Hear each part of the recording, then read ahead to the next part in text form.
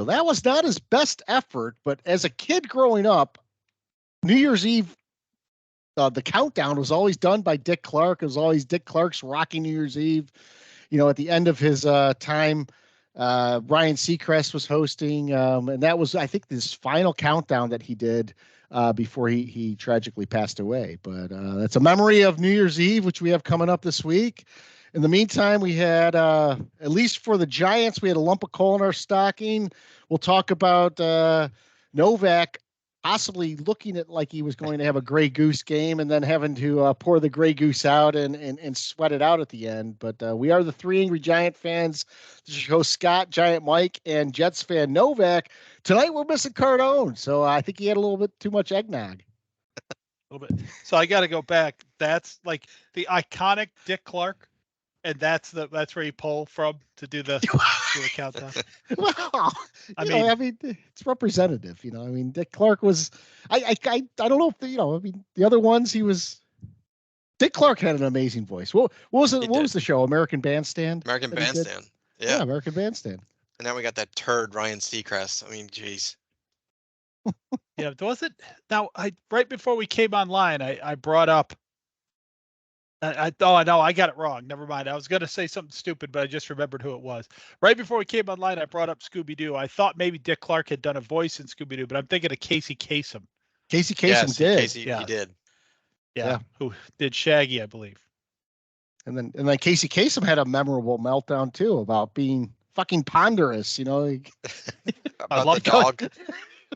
Yeah, the dead dog coming out of coming out of a break. I got to talk about a damn dead dog.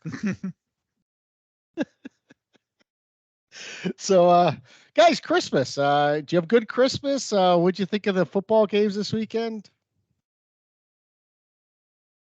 Christmas was awesome. It always is, but the football was awful. It's just. I don't know what to say anymore about this. I've forgotten what was on already, but it seems like we've been 2 months since we've been on air, by the way. But it was interesting. Some of the games over the week were interesting. Baltimore and San Francisco, I think surprised a lot of people. Not in that Baltimore won that game, but in how easy they kind of made it look. I don't think anyone saw that coming. But yeah, as far as the Giants go. I know we're going to get into a bunch of this, a bunch of hand wringing about the officials. I know, and it's all true. And I'll say it right now. It's all, I believe it all. I'm in on it all. The calls against the Giants were atrocious. I know Scott's going to get into it, but I just can't find the anger. I can't find the anger in me to get there about that. Yeah, I thought I personally didn't really like having football games on Christmas Eve and Christmas Day. I don't know. I felt I felt the need to be in on the football, and I really didn't have time, and I was, enjoying family and all that kind of stuff. And it really, it's funny. The games were bad for the most part. I thought the Raider Chief game was the one interesting one because I love watching the Chiefs just implode like that. But it took away from the basketball. I always get into that's when I start watching basketball is Christmas Day, because I used to watch the Knicks growing up, were always on Christmas Day, and that did not happen this year. I didn't even pay 1 second of attention to the basketball. So took away. Yeah, I thought it took away from that. I didn't really like having the football games on, and to boot, they were boring and the usual low scoring, no drama. Every single game except for maybe one. Yeah, and I think we're in that time of the season too, especially this year, because the games have been so poor. The teams have been mediocre. There's not really anyone that stands out. I feel like we've just been hit over the head and inundated with football. Mm-hmm. You got it Thursday night, you got it Friday, you got it Saturday, you got it Sunday, and then Monday for Christmas. And it's like, by the time you get to Monday, like I was like, there's really 3 games on today. Are you kidding me? Yep. Yeah. And by the time the Giants were on, I mean, I got into the Giant game. I was really angry about it. And it's probably better the Giants lost. But it's one of those things where I just keep looking at this product that's out there and saying that you have a cash cow here. You might be able to slide by right now, but you continue along this path, and there's going to be serious problems, especially when the officiating right now is just so bad that it's impacting every game. Mm-hmm. Yeah, that's a great point, Scott. And I hadn't quite put my finger on that yet, but I do. I think I feel I've never in my life felt this way before. I feel inundated with football right now. And if it was great football, this could be a golden age. I mean, if you think about it, this could be like, oh my God, and of course the networks play it up that way and the commercials for it play it up that way. Oh, we got football, 6 nights in a row on something. And it just this year, and maybe it's because Giants stink. If they were in it, I might be a little bit more into it, I guess. But it just has felt like a drag. The whole end of this year going out. The football, okay, great. We've got it spread out, but it's watered down. It's spread out. The games aren't very good, the ones that are on. And it's like that we talked about kind of earlier in the year that this product maybe isn't becoming a good enough product to just inundate us with it. We're gonna start turning away. Yeah. I think of Star Wars. Ironically, when I think of this, is that everyone was pretty excited when Disney bought Star Wars, was going to revive the franchise, and now even me is like, I'm kind of sick of Star Wars right now. They just keep shoving stuff down your throat, And because it's Star Wars, you got to watch it. I think this is because it's the NFL. I feel like I should be watching it, but I just don't care. Yeah. And we have 2 weeks left. Yeah. Right? I mean, this is the first year that I felt the 17th game is just too much. We should have maybe that one last game where 3 games matter and everyone else is just playing waste games just to be done with the season. We've got 2 weeks of it left. Yeah. And it's just, I agree. Scott made a really good point. They are just beating us over the head with it. It's too much. 3 games Saturday, 3 games all the games Sunday, and then 3 games on Monday. Way too much. And of course, what do? They hold the best game for the last day on Monday. So you felt compelled to watch that, and I will get into later why I couldn't watch it. But nonetheless, that it's too much. I was over it by the end of Monday for sure. And I'm going to give a shout out, but after the shout out, I'm going to come back to this because there's another reason I didn't watch a game, and it was more on principle, and we'll talk about why that is in just a second. But nice teasing. That is good. You're like a professional. Well, if I don't have like 6 IPAs in me by the time I start, it's like. So let's give a shout out. Hello, Peacock, Massachusetts. Population 15,531. It's on the border with Rhode Island, and it was settled by the Wampanoag tribe, known as the People of the Moving Light, People of the Morning Light, since they would be the first people to see the sun being on the East Coast. Miles Standish actually paid 35 pounds of silver to take that land from them. And so I guess the people were worth 35 pounds of silver, and that's it. And then in 1675, there was a war between the English settlers who were there and the Native Americans who had settled there. And the leader of the tribe that was killed had his head cut off, and it stayed on a pole in the city center for the next 25 years. So I don't know if that's a reminder or what. So Peacock, Massachusetts. Don't mess with this. Peacock is what you say. Yeah. Peacock, Seekonk. Got it. Don't mess with the Seaconkians was the message, I guess, there. I'm taking a wild guess at Seaconkians, but I really like it, so I hope that's it. Sounds better than Seaconkites. Every time we have one of these where they found out what we paid or what someone at one time paid for the land, I always come back to what a bargain Manhattan was.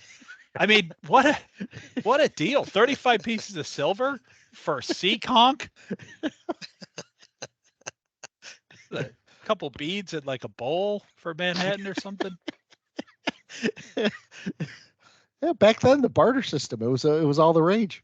Yeah, the last one we heard, I don't remember what it was, but then they like throw in like it was like a bowl or something, wasn't it? Like a mixing bowl. Yeah. Yeah, they just we're a little short. Take the mixing bowl and we're in. All right, mixing bowl. That's it though. We're not. That's all we got.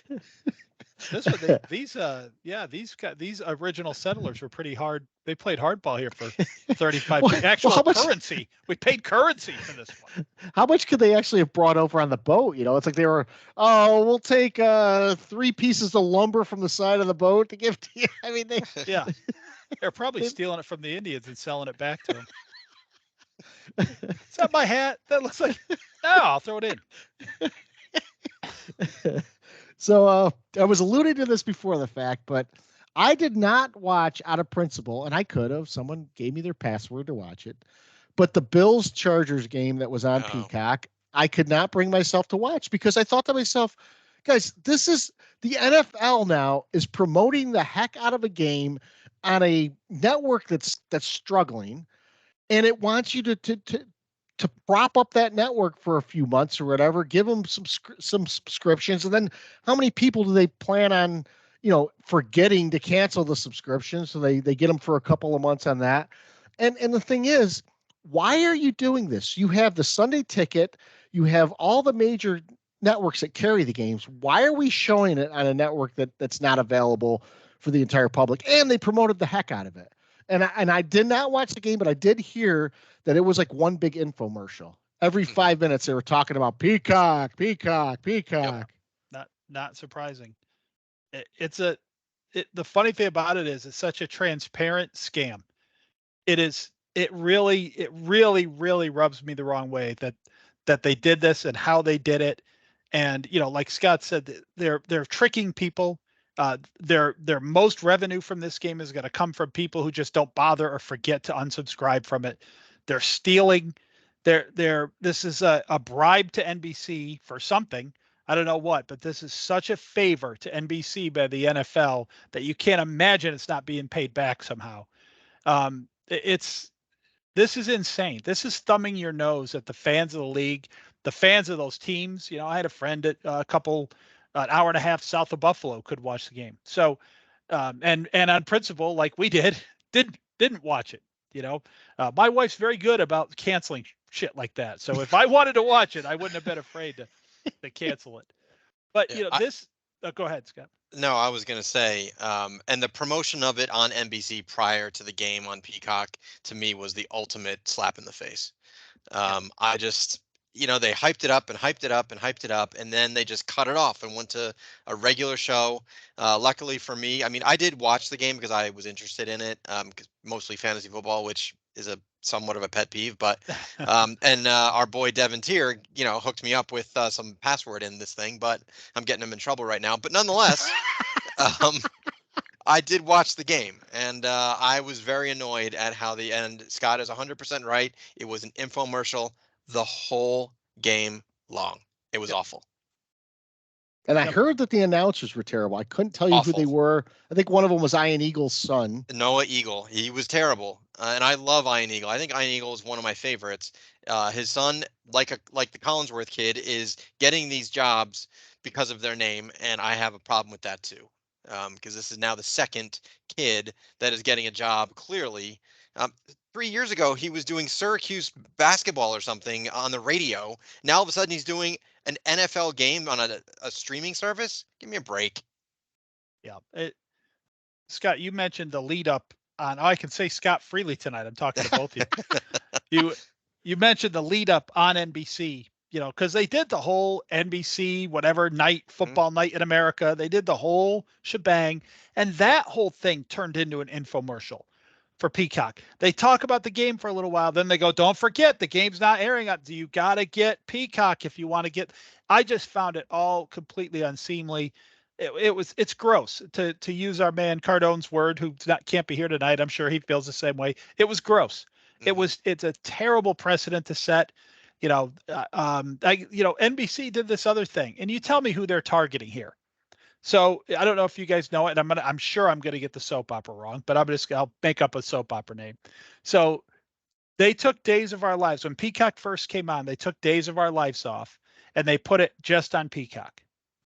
So who watches Days of Our Lives? Elderly women. Yes. Elderly women. Yeah. Isn't that, when I heard that, I almost vomited. My mother-in-law almost lost her mind, but she's been watching that show for 50 years or something on TV, however long it's been on.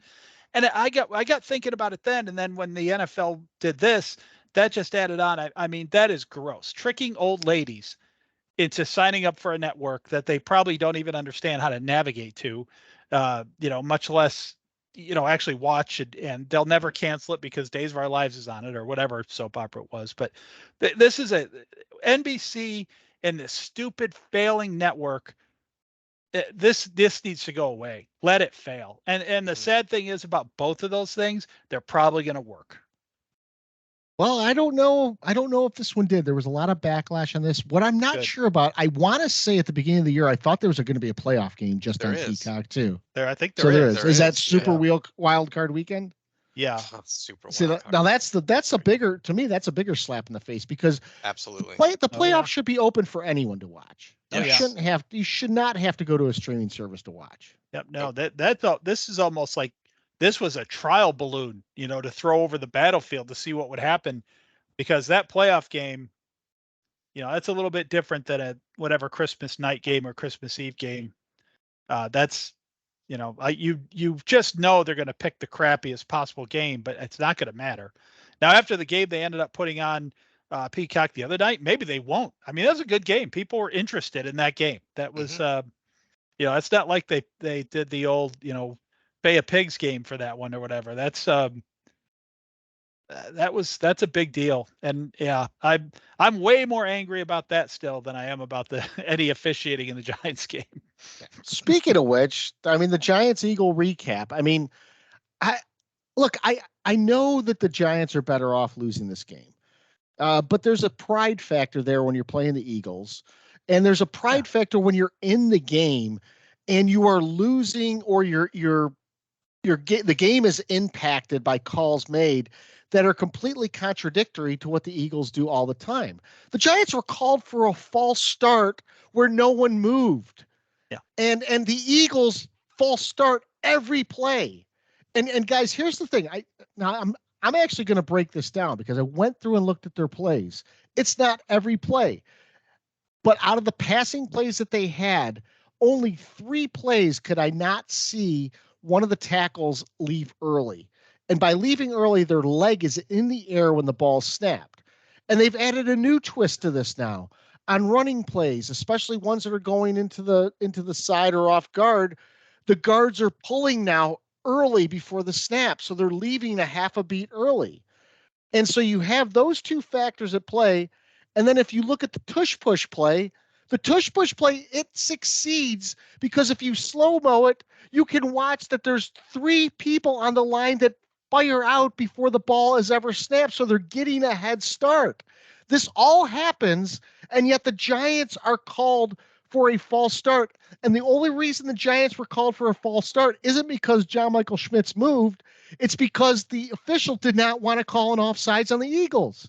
Jalen Carter knew he was offsides. Jalen Carter did the old grabbing the head thing. My fault. Yeah. And yet they still huddled and tried to find a way to not give that penalty to the Eagles. It's embarrassing. And what I don't understand right now is I don't get why the Eagles, why are we rewarding Nick Sirianni? Why are we rewarding this team? I don't understand what it is about them that they can move a beat early. They can snap the ball when it's 2 beats after the clock runs out. Why they can fire out early. I don't get it. And it happens every game over game. It does. And I honestly wonder, and I hate to give Sirianni or the Eagles any credit, so I'm not trying not to do that. But they might recognize, hey, we can get away with this, and we're going to do it play after play. And I don't think any other team has either been smart enough or have recognized that we can get away with this. And because it's clear, and we've said it, we on this podcast have said this since the preseason, there is an offensive line issue in the NFL. And this is their way to give us a slight advantage that they need in order to be successful, and they are taking advantage of it. And you got to give them credit. But you're right, Scott. I watched the game too. Every single play, the left tackle's leg was back in the air or even planted back before the ball was snapped. And you brought up a great point, Novak, and I brought this up too.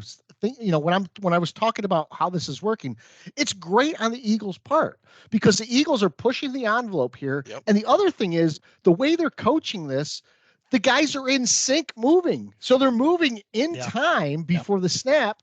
So it doesn't look like there's one random guy moving back. They've worked this to perfection, just like the tush push.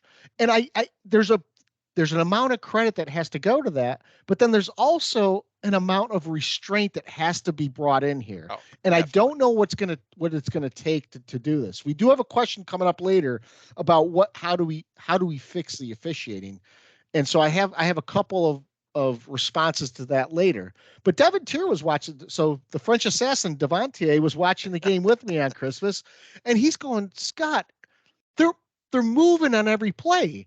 And then he was watching the one play when it was, I think it was 2nd and goal at the 7 or whatever, or maybe it was at the 5. It was right before Swift ran it in for a touchdown. And they snapped the ball, like not just 1 beat, but 2 beats after the play clock. And Devontier was like, I don't get it. I don't get why this is such a gray area. And the one it's thing, only gray for 1 or 2 teams. well, and he said 2 things that I really, really appreciate. He said, it's fine if you let that go, but then you should be able to challenge it and look at the play clock and say, well, the play clock was at 0 before it was snapped. So you should be able to retroactively go and fix that. The second thing he said, and it was more of a societal thing, he said, do you think that because society now is just playing fast and loose with the rules, that we don't have these hard stops, these hard rules in place? So if someone moves, well, that's okay. He just moved a little bit early. And I thought that was a great point, but then I get pissed off when I watch a 3rd and 10 in another game and illegal contact is called where the wide receiver initiates the contact or something like that. You know, so there's a big conundrum I have with the officiating on these kind of things. Yeah, it's a good point that Steve made was, you know, is this a societal issue? And at I guess at 10,000 feet, you might be like, what? But I mean, look at what happened with the Patrick Mahomes and Kadarius Toney. Yeah, Toney play. I mean, that was almost the same thing. Mm-hmm. That's like, well, what do you mean? He's a little offsides. Big deal. What a play. You know, that's kind of the same situation there. But I really do think this all goes back to the tush push, and the word you guys used is in sync, because it's synced. And I think that's what throws the officials off on this. If you go back and slow-mo the tush push, almost every time they use it, Kelsey leans forward, the rest of the offensive line leans forward, he snaps the ball.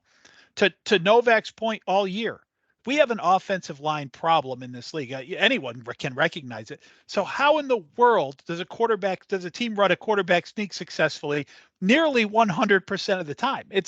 It doesn't jive with everything else you see in the game. Nope. It just doesn't match up. And if you go back and you see what happens, the guards and the tackles on the tush push, there's always tight ends. They have people crowding the line of scrimmage, blocking the officials' view of the ball, and the entire offensive line rocks forward before Kelsey snaps the ball.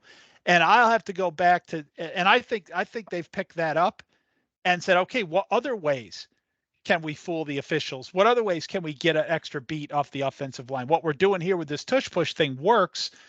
Why couldn't that work on a regular play? Why can't, if both tackles rock backwards at the same exact moment, you think we might get away with that? You know, if we could figure out, and to your point, Novak, good for them if they've figured out how to do it, but it's not like they're magicians. If you really look, you can see what's happening.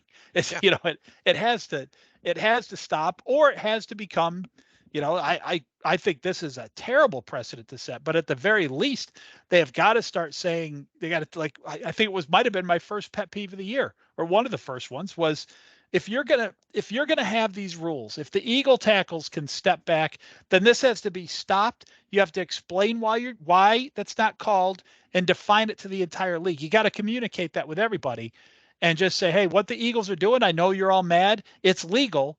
We're not calling it, and here's why. Yeah. Did you guys hear what Carl Banks said his response to this would be back in the day? No. What? He said back in the day, had a team had done this against the Giants back then, they would have jumped the line of scrimmage and knocked out the quarterback and taken the 5-yard offsides to get them to stop doing it. Yeah.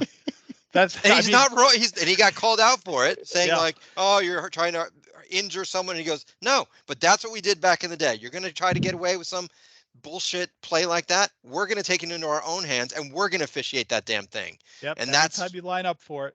Every time you line up, we'll jump across the line of scrimmage and knock your quarterback out. And it was funny. I saw that, Novak, and someone had posted video evidence of it, of them doing it to Danny White. That's right. Yes, I did see that. Of Banks They and jump Peppers. over the line on that one. Yeah, it just both hit Danny White with their helmets. Now you're probably taking a 15-yarder on that these days, but still, or an ejection. Yeah, message delivered, right? I mean, that's funny. And Banks responded to that video, and he said that was 100% premeditated and intentional. He said, "Yep, they had just got a first down on us on a play that we felt like their offensive line was doing some chicanery in there, so we took our 5 yards." Now, Scott, I will say one quick thing about Devin Tier with that. If you're a couple IPAs in, he might have just trying to get you going a little entertainment, screaming about the officiating. So I'm just saying that's always a possibility. So let's not give him too much credit. He might have been looking for a few laughs. Yeah, that's a great point. He might sort of feed the fire, right, Novak? Exactly. Can it just shoveling it in? Yeah, it's always a possibility. Couple of things I did want to point out too with the officiating in that game too was that sequence at the end of the half where they called the Giants for delay a game, where they weren't lying on Hurts, but they said that they were holding the ball. There were 3 seconds left on the clock when they called a penalty on the Giants. There was no way the Eagles were going to get a snap off. Yeah. And Hurts stayed in bounds on his own. This is in direct, this is a direct conflict to other plays that we've seen. And then I will say this, at the end of the game on the Waller play, the announcers blamed Darren Waller for not being fast enough. Here's what happened on that play. Barkley got the ball from Waller, tried to hand it to the officials with 14 seconds left.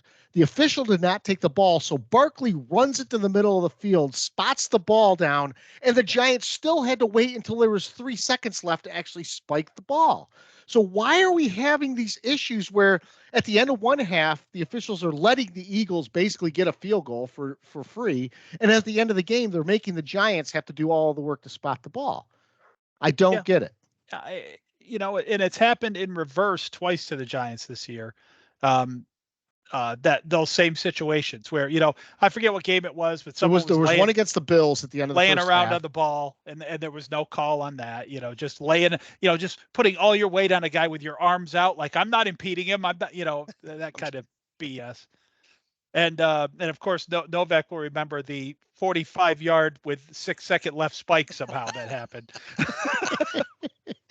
When our center took it upon himself to set the ball without the ref touching it. The same way Barkley did. Yeah.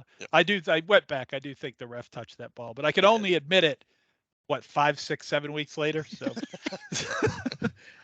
And then we did have another sequence at the end of the game where Wan'Dale Robinson was clearly interfered with on a play that would have put the ball, I think, at the 17-yard line had they marked it correctly. The defender never looked back for the ball, and by the time the ball passed Wan'Dale Robinson, the man had actually thrown him to the ground. But a bigger play was on the very last throw into the end zone. And this did not get talked about on the broadcast. They cut right away afterwards. Yep. I saw it in real time. I saw something in the back of the end zone, and I saw Dable going nuts. And then the next day, they showed a clear view of it. So when Tyrod Taylor goes to throw the ball, Saquon Barkley is open in the middle of the end zone. And when he releases that ball, Reed Blankenship takes Barkley, grabs him, tackles him through the back of the end zone. Another Eagle steps up and picks that ball off. Barkley was not allowed to come back for the ball. He was not allowed to catch the ball, and he was wiped out of the play. And people that claim that was a Hail Mary, it was like a 25-yard pass at the end of the game that you see teams run all the time. This is not like he hoisted it up and there's 17 guys waiting for the ball to come down. And for them to not, I don't care if they didn't call pass interference there, but you got to call something between that and the Wan'Dale Robinson play, especially given what the Eagles have gotten away with this year with the way that they face masked the Miami receiver in the open field, everything that they've gotten away with. How does this team continue to get away with it? Yeah, that's a great question, Scott. And the Hail Mary thing is nonsense. I mean, the difference is there. They couldn't be more stark. I mean, that ball is targeted to a player. It is not thrown up in the air, hoping for a bounce. It is, maybe is it on the officials' minds? And of course, this would be if I'm looking at this play in a vacuum, it comes to my head. Is it on these officials' minds that calling that penalty in Philadelphia at the end of the game is going to get him hit in the back of the head with a battery? Maybe, maybe it is, especially down in the end zone like that, And I mean a car battery. I'm not talking about a D size. I'm talking about like a boat battery. But yeah, like I said, I just after this year, and has nothing to do, Scott, with that. I don't care if they lose because I want a better draft pick. I think you know me better than that. I was unmoved during that game by anything that was going on, other than that's it. That's as mad as I could get. I've seen enough of Philadelphia. I've seen enough of the Giants this year. I've seen enough of the NFL. It was just complete. What's the word I'm looking for? Apathy. But I love the call of the last play. It was Tyrod Taylor throws at the end zone. It's intercepted. The Eagles win the game, and then they cut immediately to something else. Rather than talk about why Dable is incensed on the field. And I will say this: this is the most angry I've seen Brian Dable be. He walked into the press conference a good 15, 20 minutes after the game. His face was still beet red. And one of the first things he said was, I'm not going to take any questions about the officials. You'll have to ask the officials what happened out there. Yeah. And you don't hear him go nuts about that a lot. Peacock's going to ask if he's too temperamental a little bit later. But, Brian Dable was very upset in that game. He was really upset at the false start. He was very upset at the non-call on Wan'Dale Robinson. He was livid after Barkley got tackled. Yeah. Yeah, I don't blame him. It's got to be frustrating. I mean, he's only been here 2 years, but he's not beating the Eagles. The team hasn't beaten the Eagles. Did we beat them last year?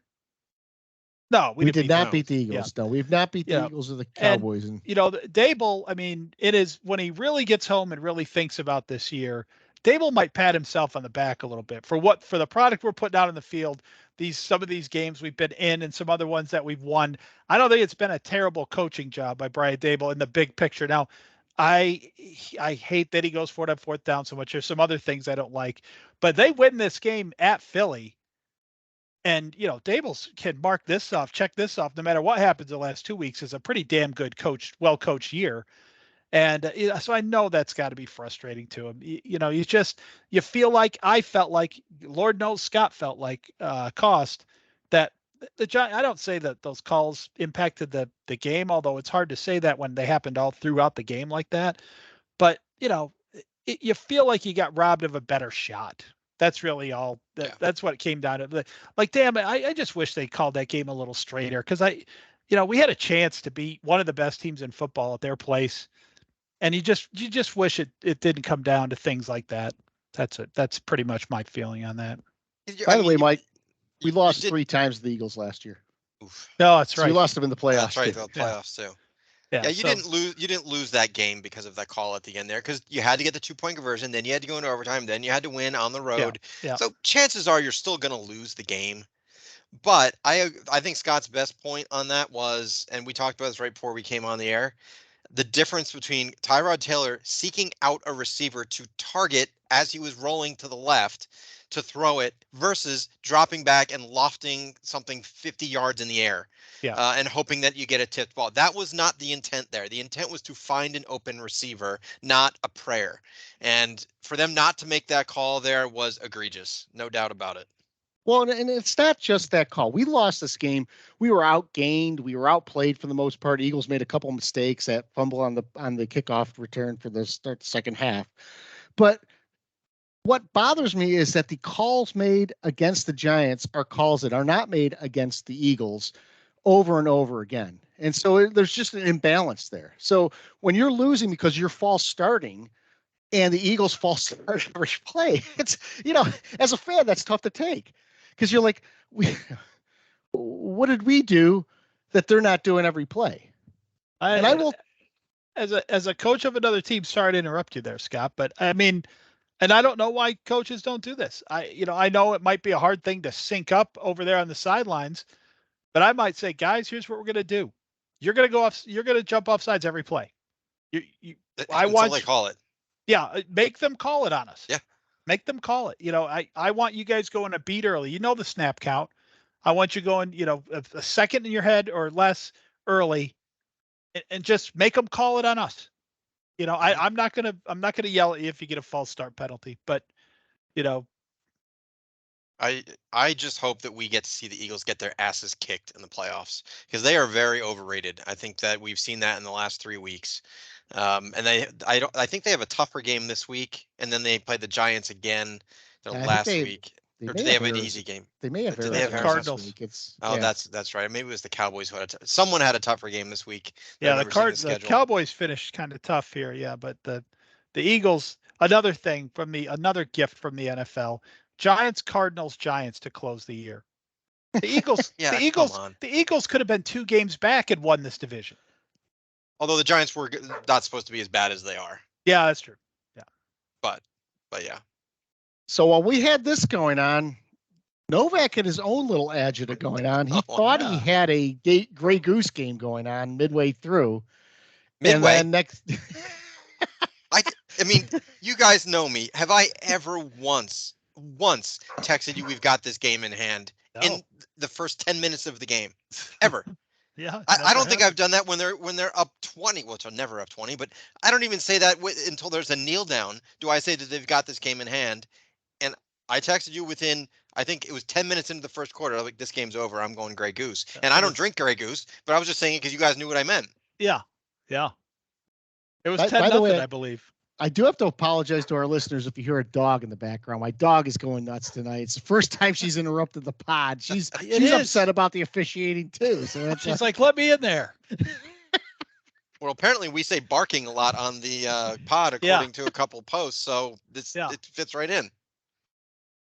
Yeah. But no, that game was hard to fathom that we could be up 20-0 or 27-7 and almost lose that game. To me, the big mistake was prior to the game was Woody Johnson coming out and saying that Saleh and Douglas and Can't Hackett are back next year. Obviously Rodgers is our GM, and then you cannot, under any circumstance, go into a game against the Commanders, get a 20-point lead, and almost lose. That Commanders team is awful. I mean, not good. They are horrible to watch. Sam Howell is a complete bust. He is not he's not going to be an NFL quarterback. Can we all just agree to that? And the Jets lost this game, or almost lost this game, very early on, and they did something that we complain about. They have second down, I think, on the 7-yard line. They're up 20-7 or 27-7 maybe at this point. And all they got to do is run Breece Hall a couple of times, maybe get the touchdown, maybe doesn't. Kick a field goal, you're up 30-7 going into halftime, game over. What do? They drop Trevor Siemian back, throws an interception, and the Commandos get a score there.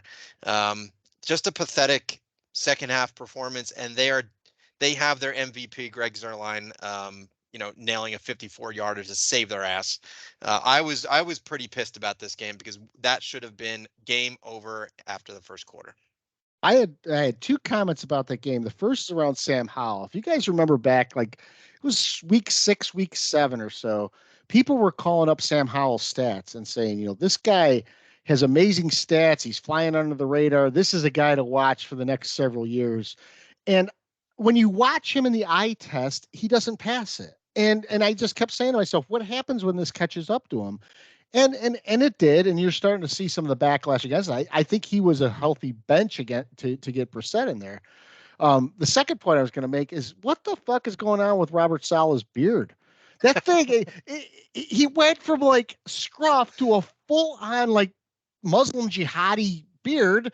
Yeah. It almost looks like he's using the Ryan Day coloring method to make it even darker than it could possibly be. I don't get what's going on with his beard. Yeah, I don't understand it too, because he seems to week to week be able to retract or grow it longer from week to week, which is really the odd part of it to me. Like, I'd like to see a progression, and then he looks like Bin Laden by the playoffs. That's what you'd like to see, but it doesn't do that. Like some weeks it goes back and then it comes along. I don't get that. And Sam Howell, yeah, you're right, Scott. At one point here, maybe week 5 or so, Sam Howell actually led the NFL in passing yards. And again, as I've talked about a lot, and one of my pet peeves is 5 weeks of data is nothing in the NFL. You're Nope. not taking opponents into account. You're not. There's so many pet peeves that tie into why we shouldn't be giving Sam Howell a blowjob in week 5. But that's the NFL. That's where we are now. I mean, he and Mitch Trubisky, and I was talking to my brother-in-law and my nephew who are massive UNC fans. So Sam Howell and Mitch Trubisky have got to be hurting Drake May's draft status because those are two UNC quarterbacks that have just shit the bed over the last couple of years. They can't play, and now you can't not watch that and think UNC quarterbacks, they don't make it in the NFL. Yep. So I do wonder if that hurts. I'm just curious if you go to a GM and say, hey, do previous players from the same program hurt the draft status of someone in that position? I wonder if it does. I think it has to, right? I has to, right? Because that's the Ohio State thing was for a long time until finally CJ Stroud might look like he's actually a player. But the Ohio State quarterback still kept being picked in the top 10 for some continually. Yeah, but if it were me, if I'm looking, because I like Drake May, if there's a point where I thought that the Giants might be able to get him, and I was kind of secretly rooting that on. But if I'm a GM, I'm going back, I'm pulling Mitch Trubisky, I'm pulling Sam Howell tapes from college, and Drake May better look significantly better than those two looked in college. Mm-hmm. Because I don't know. I don't follow UNC. I don't know if that's the case or not, but he better look a lot better than those two guys. UNC has the same formula every year. They get off to a strong start. In there, they sprinkle in a game that they might come close to losing. I think this year it was against App State. Yep. They probably should lose it, and they don't. Yep. And then they hit that mid-season stride, and much like Syracuse, all of a sudden they lose 2, 3, 4 in a row. And then they're dead in the water. And they're getting their asses kicked tonight by West Virginia as we speak, by the way. Yeah. So this week we got Giants, Rams, Jets, Browns. Jets, Browns is Thursday. We'll talk about that game in a minute because the Browns have a lot of interesting storylines going on there. Giants, Rams. I mean, this Rams team to me is playing some of the better football that I've seen out of teams lately. I think the Rams could be a dark horse, especially if they were to get up against someone like the Eagles, because I do think what Novak said earlier is true. I think the Eagles have been, I don't want to say they've been uncovered, but they are somewhat overrated based on the way that they've played the last few weeks. They could dress up that game all they want against the Giants, but they almost lost to the Giants. And coming off a couple losses prior to that. This team does not look strong. Jalen Hurts is coming under some criticism. But Giants, Rams, it's one of those games. I don't see the Giants being too competitive in this game. I don't think it's a blowout. I don't think it's a complete domination, but I think it's one of those games. I would go back maybe to the Jim Everett Rams in the mid 90s or whatever, where the Giants would play them and, Pete Holacek would score a touchdown and they would have guys running around and it would be like it's going to be one of those games. I'm going to go with like 30-13. It sounds like a blowout, but it's one of those games. I think it's like, probably 20-13 going into the fourth quarter and the Rams tack on a couple scores. All right. Gotcha. Yeah, I kind of agree with the same formula to this game.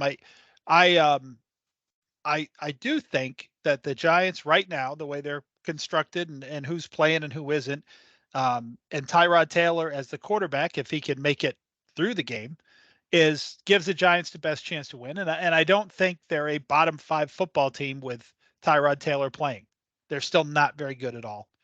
And as Scott said, the Rams they're a team you don't trust, I don't think, to do much into the playoffs. But they're if they're a team that gets in there, they're a team that could upset somebody. And I think that the difference between that level of team right now and the New York Giants is a gigantic gap there. So I like the same formula, Scott. I think this is a game at the end of the third quarter. It's like people are, well, we got ourselves a ball game here. And then the Rams kind of tack 10 on. or 13 in the last quarter and run away. I don't want to repeat your exact score, which looks really good to me, but I'll say 27-10. And by the way, Cardone put his prediction in as 23-13 Rams. Okay.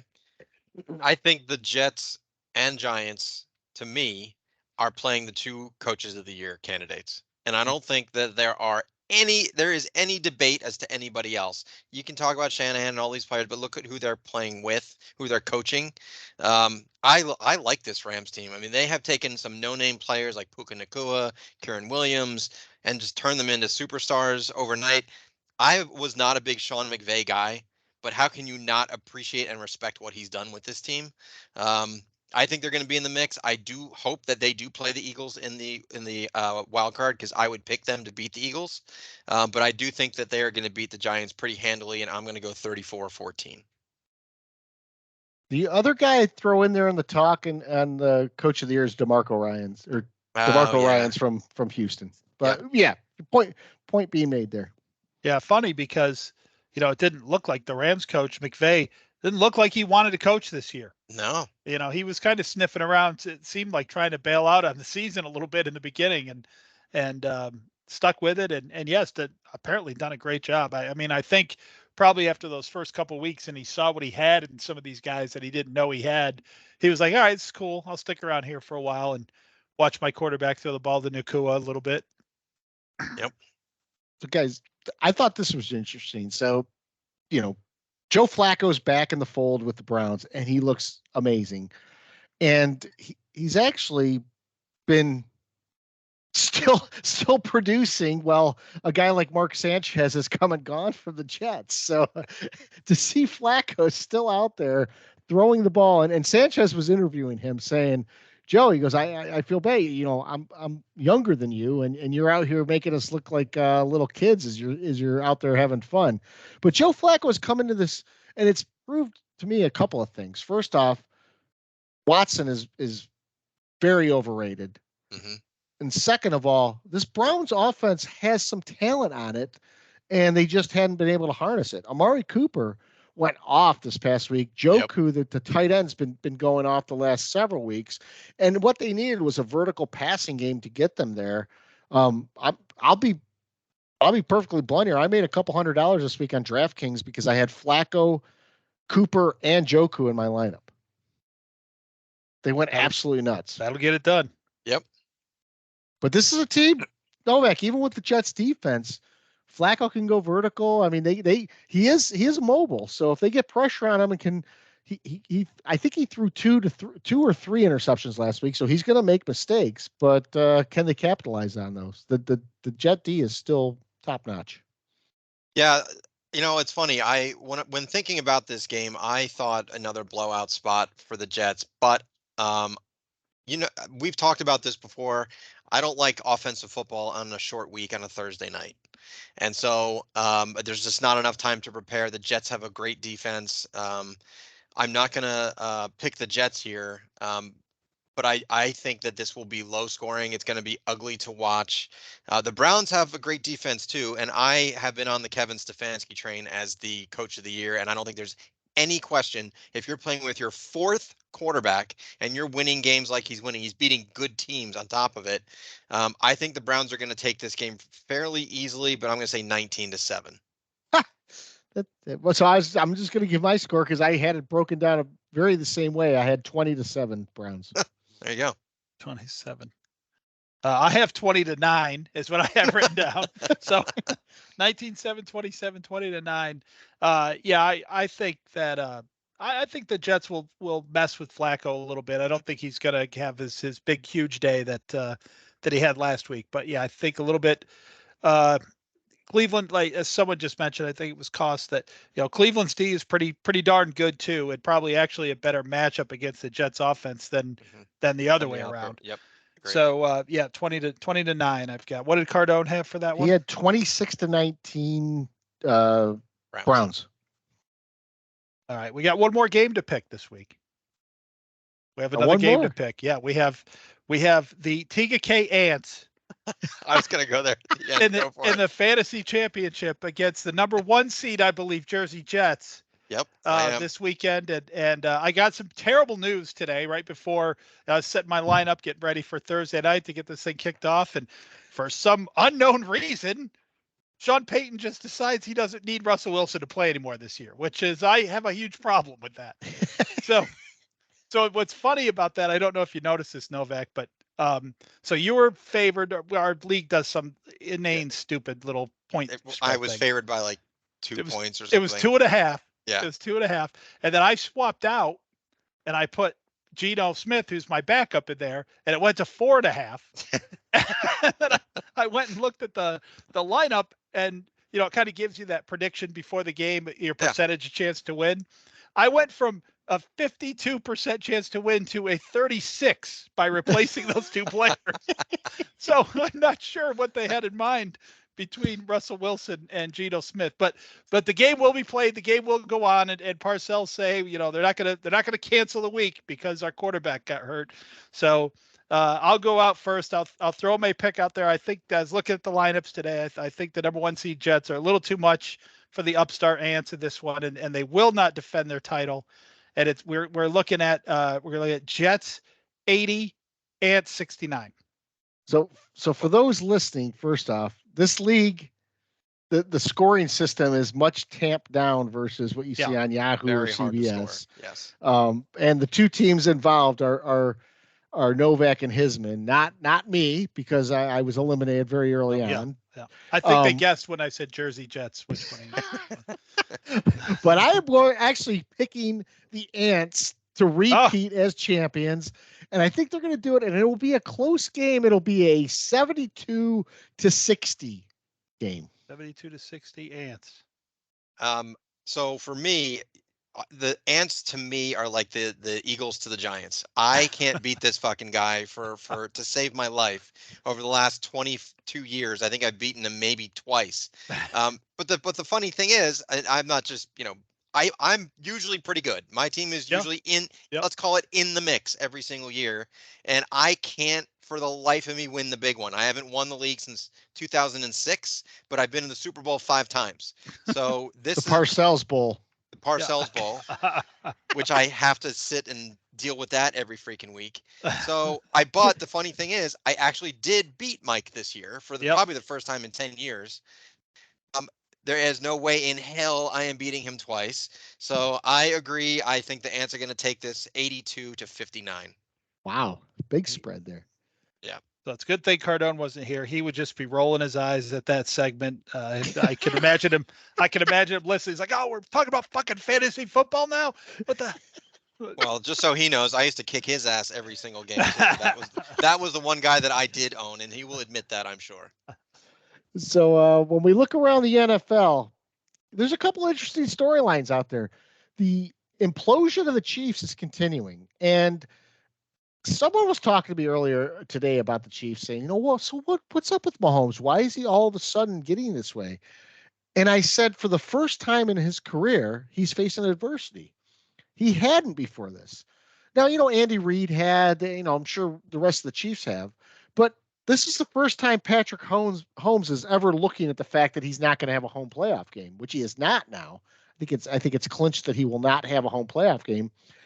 And he's sort of, at least in my book, and I know in Cardone's book for sure, he's really changed the way I look at him in the way he's handled himself. I really respected Mahomes, and in the last few weeks, the antics that he's had have really turned me off. Yeah, I don't know how they couldn't. No, I'm enjoying this free fall that they seem to be in more than I would have thought, because I never hated the Chiefs. I always kind of liked it. I mean, I don't root for, we don't root for other teams, but when it came to playoff time, my team's never in it. The Chiefs are the team I would always sort of get behind. Other than the Eagles, there's not a team I want to see lose more than them right now with this Kelsey and Mahomes. And you're right, Mahomes is showing some true colors here with a little adversity. He's going to have to finally, hopefully, go on the road and win a playoff game for the first time. And I would love to see them just get taken down and eat a little crow here. And then, we talk about the league being a week to week league.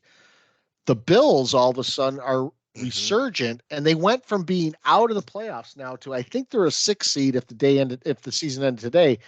But all of a sudden now everyone is on the Bills bandwagon saying this team is going to be a tough one to beat, which 2 weeks ago everyone's like, oh, the Bills, they might be out of it. What's going to happen in Bills country? So the schizophrenia here is off the charts. Yeah. I think my take on the Bills, and I might be agreeing with a little bit of what you have a problem with there, Scott, but the Bills to me right now look like a team who's seen their hardest time. Yep. Like they look like they're past that. And they're kind of they're putting the wheels back on as the bus is moving, and they're getting it figured out. Where some of these other good teams right now, I'm not ready to say that about San Francisco yet after one tough loss to a very good team, but some of these other teams look like they're just getting in the Eagles and the Kansas City. They look like they're entering that window where they're clunking along a little bit. Where the Bills have done it already. They've been through it, and apparently, hopefully for them, have come out the other side. Yeah, well, I'll give you another team, the Jaguars. Now you could say the Jaguars, you could say the Titans, you could say the Colts, you could say the Steelers, you could say a handful of teams because they're basically the same team.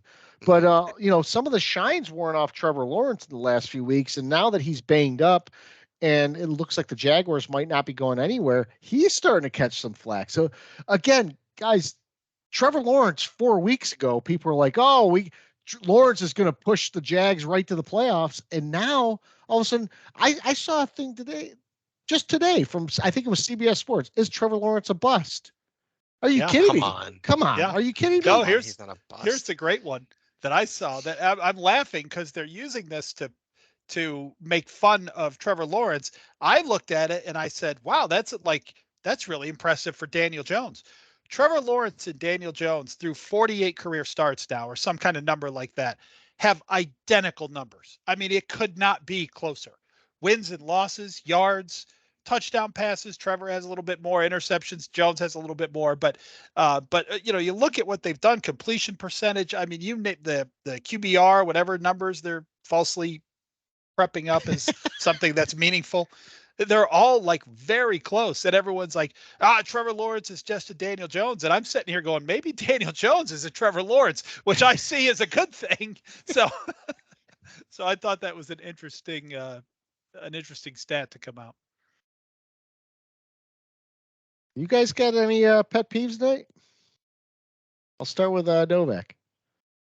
Yeah, so my pet peeve is something I texted you guys about on it might have been Christmas Eve or Christmas Day, and it was the constant Christmas puns that the pregame shows as well as the commentators, the postgame shows, from the stupid, and then they had, I think Fox had like the woman with the scratchy voice going to break. When we come back, Terry Bradshaw talks to Jalen Hurts. Is he going to deliver presents or is he going to get a lump of coal? Like stupid, just, and then they, even the commentators and on a fumble, the gift wrapped, fumble to the other team. It was constant and annoying and it didn't stop. And it was every single commentator, pregame person. I get it. The game's on fucking Christmas. Great. Move on. Like, do your pun in the beginning and get over it, because the graphics were all, people dressed in Santa Claus hats and everything else. That was my pet peeve. I was annoyed by it the whole weekend. That was it for me. Yeah, that's a good one. And I sent you guys that article I found from CBS Sports of the alternate Christmas jerseys that weren't real for every for every team. That's news, man. They put that on CBS Sports. It wasn't on BuzzFeed or something. I don't know that. It's so funny because they realize, I think, that from week to week to week to week, they basically say the same things. We've been talking about this since podcast number 1. Well, if we take care of the ball and defend the run and run the ball today, we're probably going to win. They say different versions of that all year long. So they have to take these opportunities on Halloween and Christmas and Thanksgiving. Mm-hmm. It gives them something different to say. But the funny thing about it is they repeat that year after year after year. Yeah. So it's just this canned season that just repeats itself every year with the same ridiculous shit. It's so bad. And the Nickelodeon game was the most wonderful slime of the year, was the term they kept on you. Like, I mean, come on. Talk about this. It's the NFL. What are we doing? Mixing pet peeves there. God. Mike, pet peeve?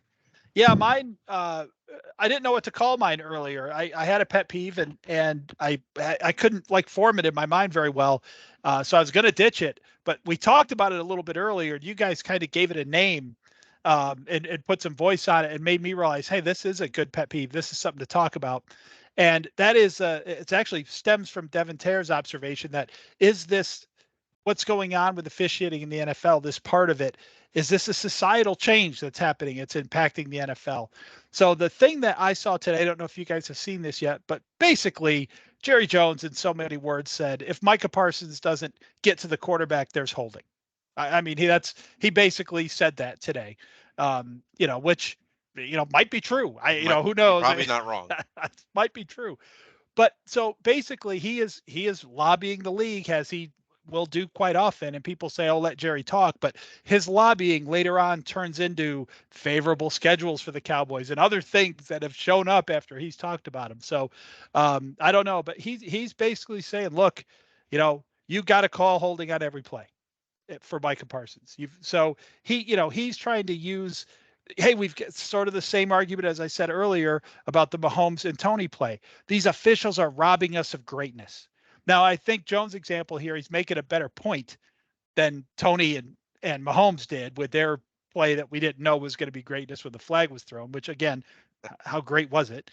But so I think I'm a little bit worried about this stuff. I'm a little bit worried. I do think to keep the NFL fair, you've got to let Micah Parsons be held sometimes. You cannot just not hold Micah Parsons. And there's a handful of other players around the league that, it would just blow up the game. But are these comments by Jerry Jones going to impact the game? Is this idea that rules are not, as I think Novak put it earlier, is the idea that rules are guidelines more than rules? And is that spilling into football? And, man, I certainly hope not. There's several things I do think are over officiated in the NFL. We've talked about them a lot. I know we talk about officiating a lot. This is a little bit different take, I hope. But you've got to be careful about this, because if you say it's the thing about this kind of application of the rules is it's already in the game and it already is bad. And it mostly shows up about there's a rule, the time clock, as we've talked about, the play clock, which we've talked about a lot before, that is interpreted differently by every official who steps on the field. Mm-hmm. We've talked 100 times about how there's a really easy solution to that. Make it an NBA play clock that turns red when it hits zero. Yep. And that should be reviewable. That should completely be all of that. But right now they let the officials, they define it as a beat, and they let the officials sort of decide whether or not a play is after the play clock or not. If you start doing that with holding, if you start doing that with, as we're already seeing, maybe a little bit with the Eagles, if you start doing it with false start, where they can start a little early, that's not good. That's going to be something you can't put back in the bottle. So Nova or Peacock gave a little bit of context to the Parsons situation.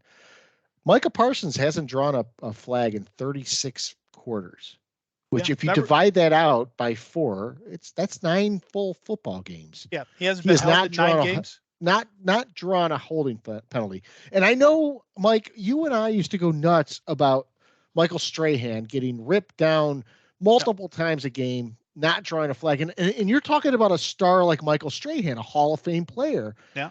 Micah Parsons, much along that same trajectory, is not getting the calls. How is that possible? And yet you're seeing the Eagles move early on every snap. Yeah. Again, it doesn't compute. Yeah, I hope my point there didn't sound contradictory. That is exactly what I was getting at. Is I hate to defend a Cowboy player, but Micah Parsons hasn't been held in 9 games. Oh, come on. Strahan went. What was that? It was a year the Giants were good, Scott. Where Strahan, we looked it up after there was 4 holding calls on Michael Strahan through a 16-game season. Really? Then why is he so good? Why do we talk if they're not holding him? And he's so,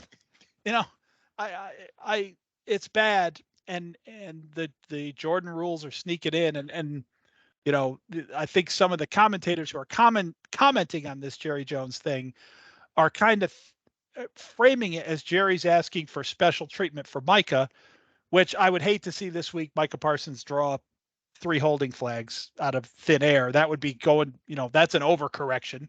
But you can't let players be held.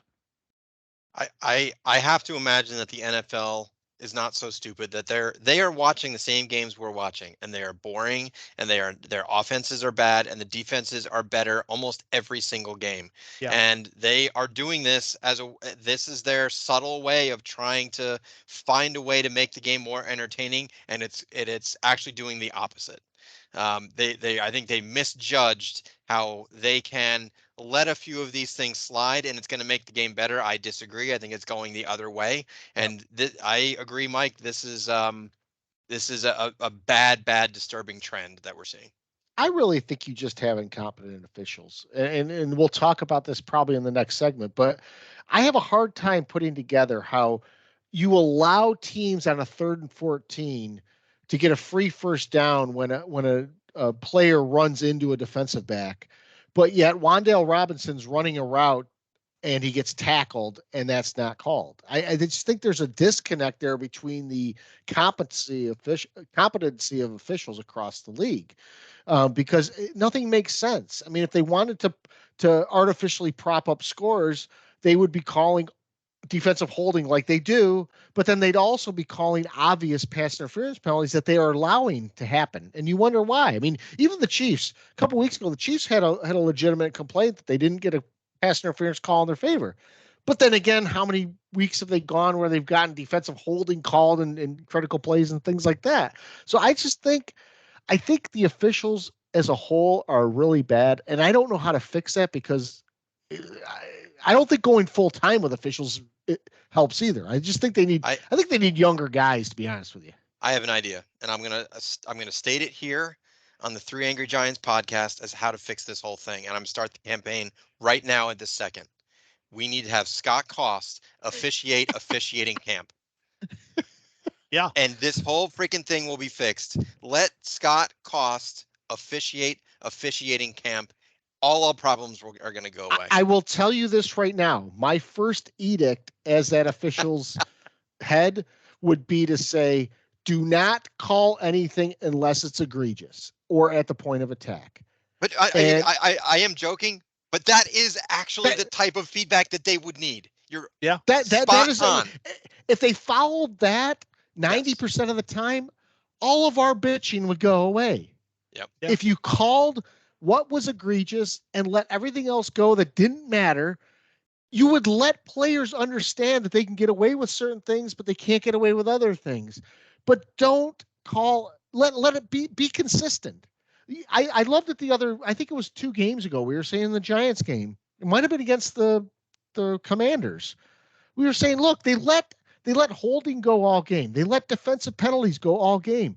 Let the teams play. If you're going to do it, be consistent. That's all we ask for, consistency. I don't care what you do, but be consistent doing it. The cost of officiating. I think if you just put in the simplest rule change into illegal contact, or pass interference for that matter, is the football field is broken up into 3 segments, right? Outside the numbers left, inside the numbers, outside the numbers right. The ball has to be in the same zone as the penalty after it's thrown. Yep. Yeah. So, if you got a guy on the left and you call illegal contact and then the pass goes to the right side of the field, you can see, you pick up that flag and say, it's no flag. The ball went to the other side of the field. There was a game earlier this week, and I can't remember which one it was. I think it might have been the Lions game, but it was a 3rd and 16 play. The receiver runs off the line, runs to the defensive back, pushes off the defensive back, and goes to the right. Yeah. They throw the flag, and the flag is for illegal contact. Yeah. So you have a receiver initiating contact on a 3rd and 16, mind you. Illegal contact on the defense. Illegal contact on the defense because the offensive guy contacted him at like 8 yards, pushed off him. The hands were extended. So you could have called offensive pass interference, which they didn't do. But not only don't they call offensive pass interference, they call illegal contact. So now you have a 3rd and 16 that turns to a 1st and 10 on a play that ended up being an incomplete pass. Yeah, And you say that's just those that should never, and I mean that should never happen in the NFL.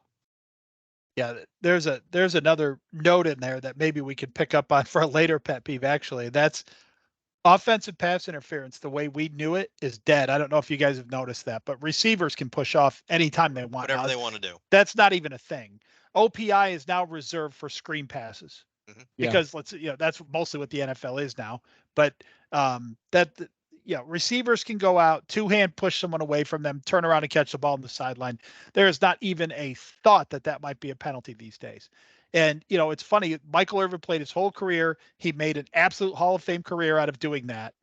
And then after Michael Irvin left, they cracked down on it. The NFL cracked down on the offensive push-offs, and now they're gone again. Now they're completely gone. Michael Irvin could play very well in today's NFL. He'd have no problem.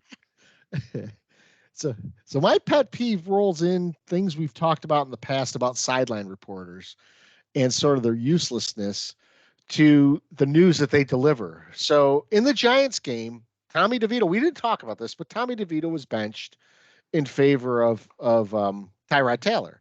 And there really wasn't an explanation given for that. And I don't know if I agree with it. Tyrod Taylor didn't play great. He was a beneficiary of getting a couple of turnovers that gave him favorable field position. He had a hell of a throw to Slayton that was a touchdown. Yes.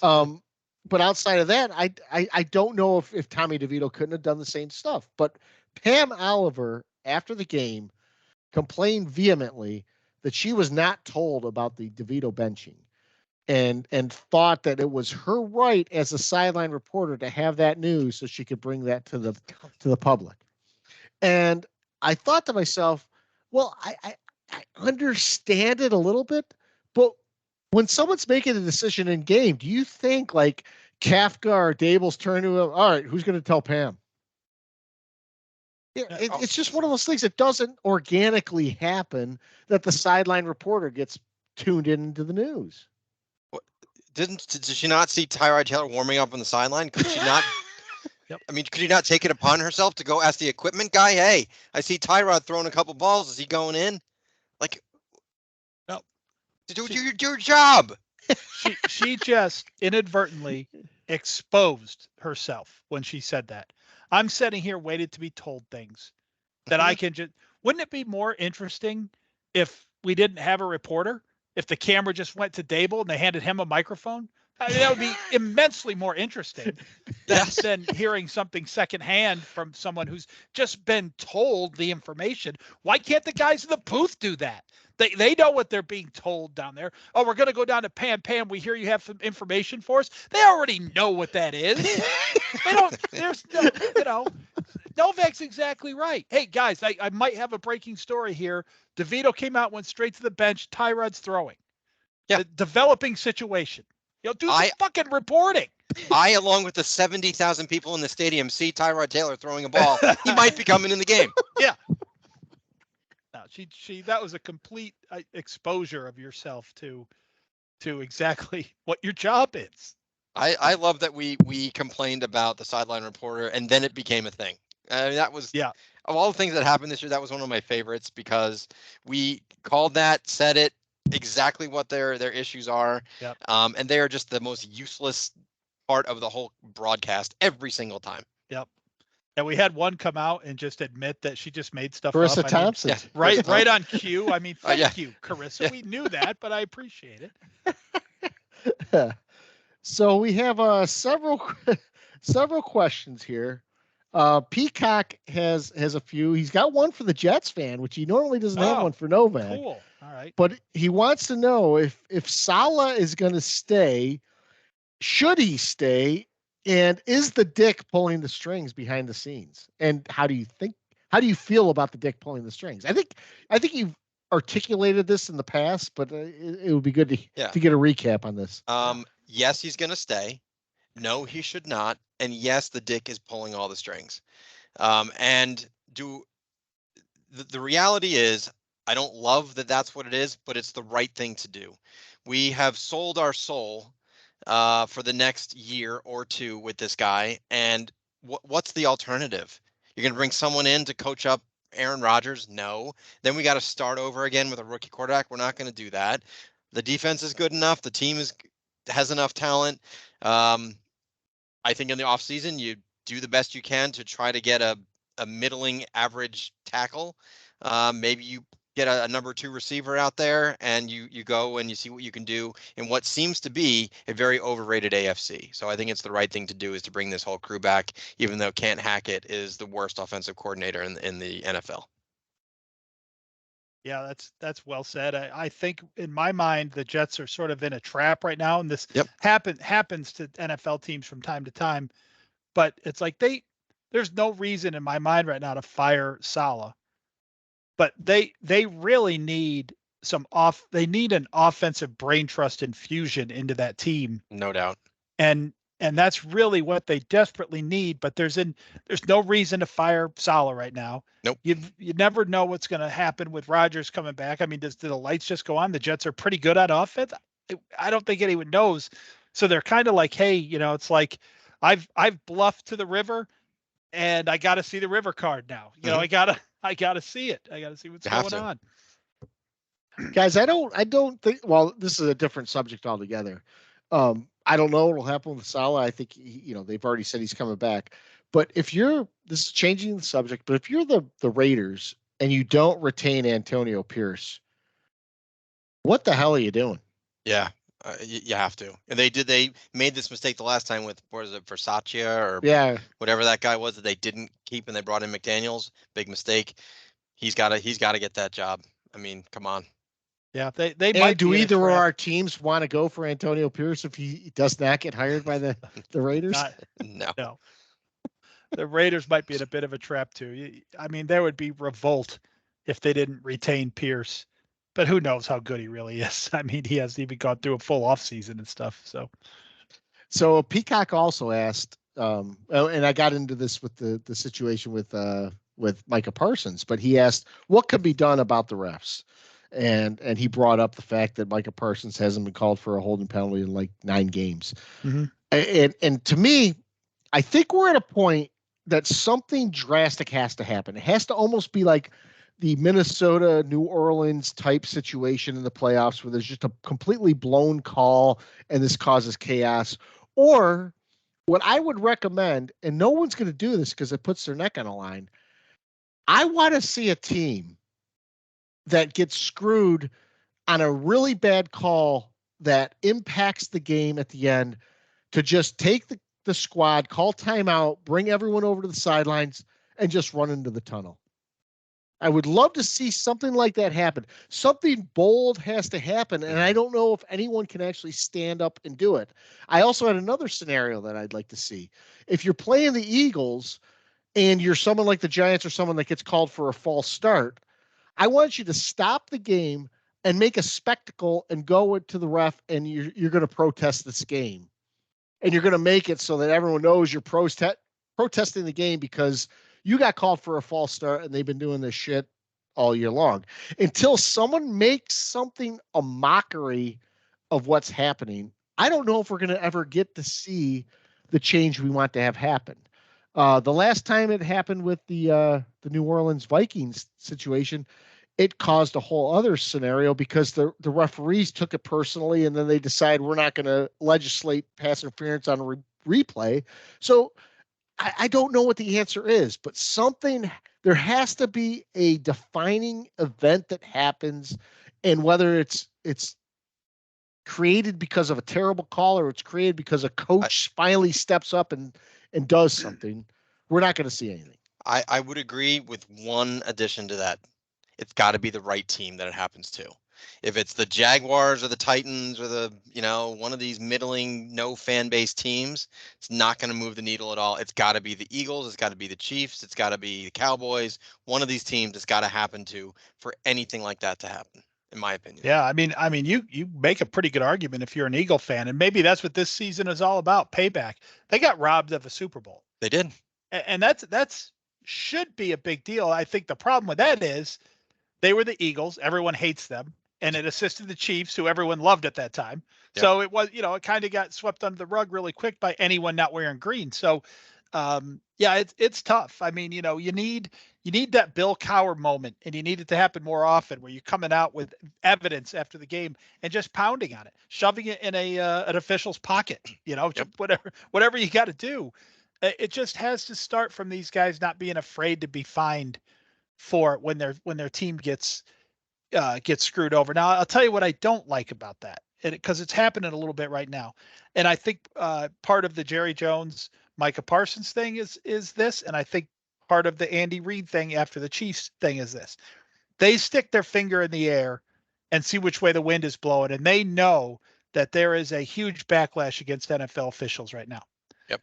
So they jump on board, even though their teams, for the most part, have been the beneficiary of these things in many other cases.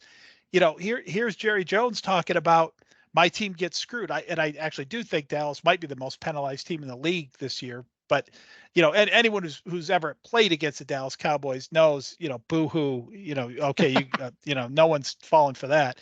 And Andy Reid, people have been snickering about it because they like the Chiefs for years. But now he jumps on board and like the Chiefs are getting screwed somehow. They're not. They're mostly the beneficiary of this awful thing that's happening throughout the league. So, so we do have some people speaking up. I think they're the wrong people. I think you got to start with going to the NFL rule book, and whatever you have to do, put it in the preseason first to see if it works.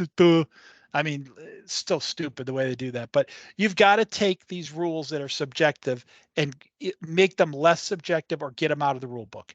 Yep.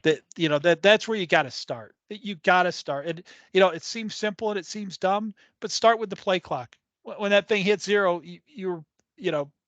it's a delay game. It's period. Stop. You start there. It's too subjective.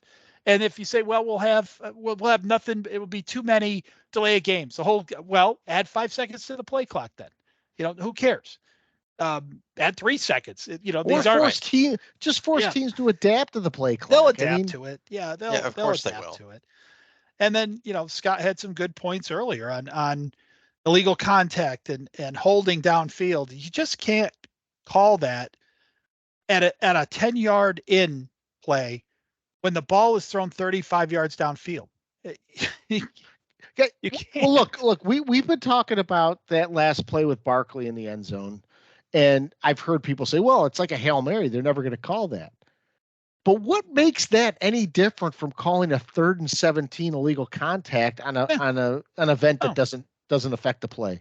Yeah, it should be the same. It should be the same. Those two things are the same, and it's complete contradiction to be in favor of one and not the other, because they're the same thing.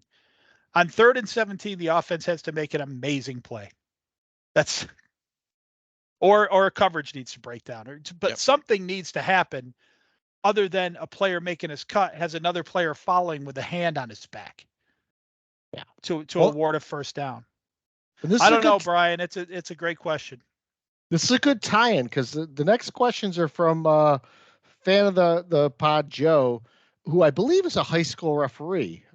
He's from Elmira, so he and I went to high school together. And he asked us why DJ can't move the ball behind this offensive line, but we've seen flashes of Tyrod Taylor and DeVito move the ball. And I can't really answer that, because last year I think DJ did move the ball. So this is more for just Mike and I think, to answer these next two questions. But it's one of those things where I think DJ had he played longer, he would had they worked Hyatt into the offense. I think we would see deeper shots. I don't think it's necessarily that Tyrod and DeVito are seeing the ball better downfield. I think that Jones was under pressure early in the year because the offensive line play was so bad.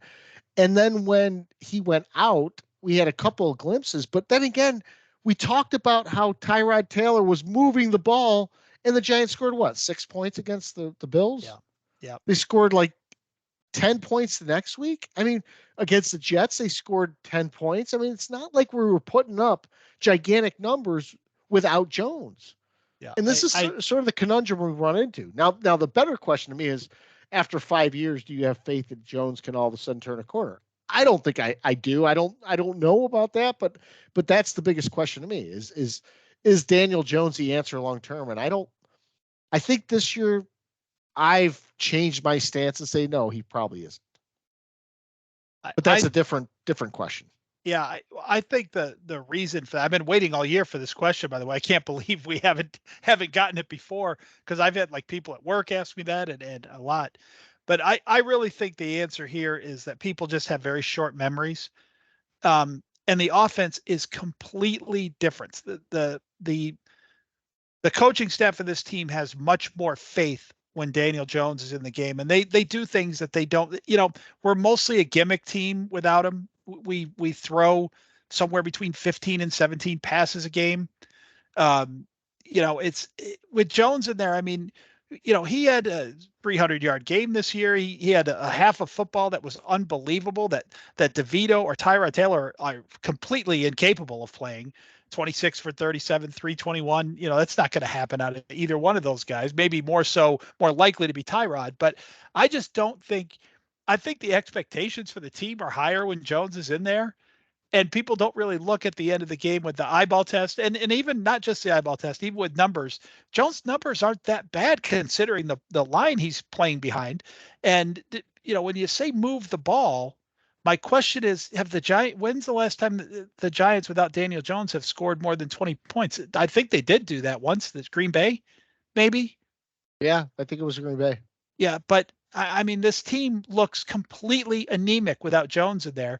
And I think you remember it. Yeah, we got shut out by the Cowboys. We got beat 24-3 by the Seahawks, 31-16 to Miami with Jones in there this year, and 30-6, although he was hurt in that game, but to the Raiders.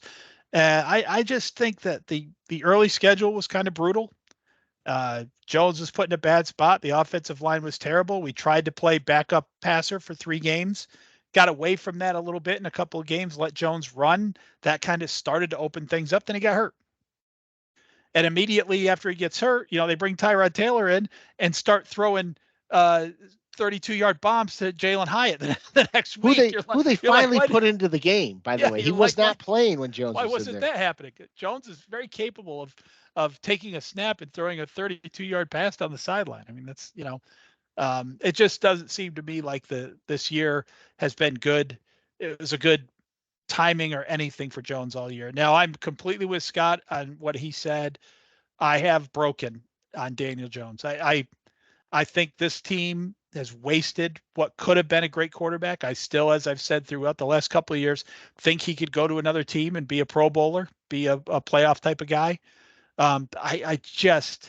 It's going to be difficult for me to see it here. I would root like hell for the guy if we kept him around here and he found a way to outplay a rookie or whatever, or get himself into a game and be great.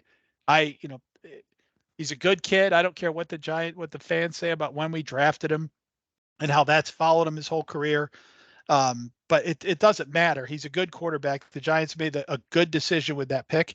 The other guy on the board at that time was a guy who's, not in football, not on the earth right now. So I think all that is water under the bridge.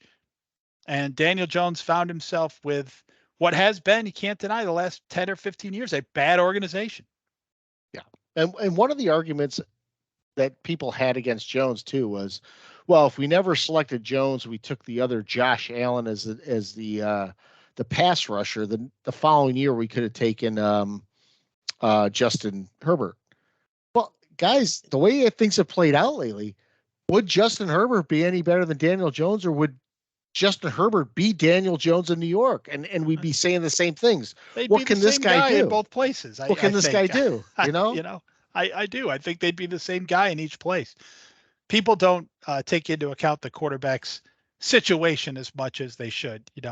Very rare is the talent who's going to come in and take your team from, what the Giants a year that allowed us in the pick to draft, and they had 5 wins or something. Yeah. As good as he is, no matter where he was picked, he wasn't a guy. I think everyone knew that, and we were going to plug in and start winning 11 games a year. I don't think that ever dawned on anybody that might happen. And I think he's he's had some very bad timing. I think he's been put in some very difficult situations. I think suddenly, without Jones in there, the coaching got more creative because of Jones not being in there. But even as I said, I'm repeating myself now. But even with all that, have we really been moving the ball? Yeah. I don't think so. So Joe also asks if we have any staff changes for next year that we recommend, and I'll start with this one. I think I would make two changes. I would change the offensive line coach, and I would change the special teams coach. I bristle at the thought of changing offensive coordinators and defensive coordinators, because then you start getting into that conundrum. Is it the coordinators? Is it the head coach? And if people go back to just 1 year from now, if we go back to 12, because we're recording this on December 27th.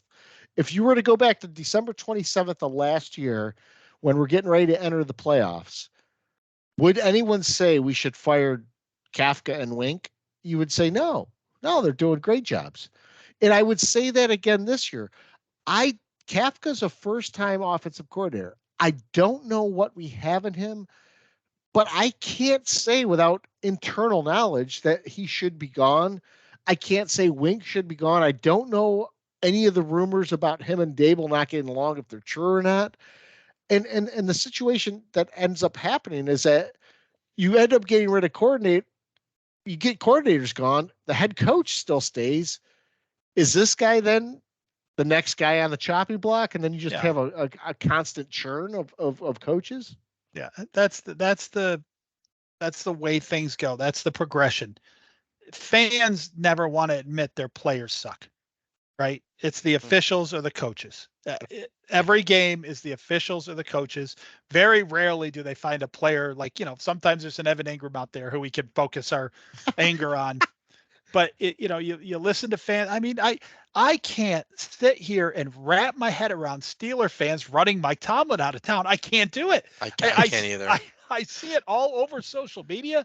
I'm like, I think he's doing a hell of a job to get to 500 with the team he's got. I will run and pick him up myself to coach the Jets. Yeah, I saw one this week from a Steeler fan. I'm doing air quotes for those of you listening, who basically said, rolled out all these bad numbers from Tomlin the last 2 years, which, by the way, the team's been quarterbacked by, I don't even know names, but they run out all these bad numbers and they say, oh, but who cares? He's never been below 500.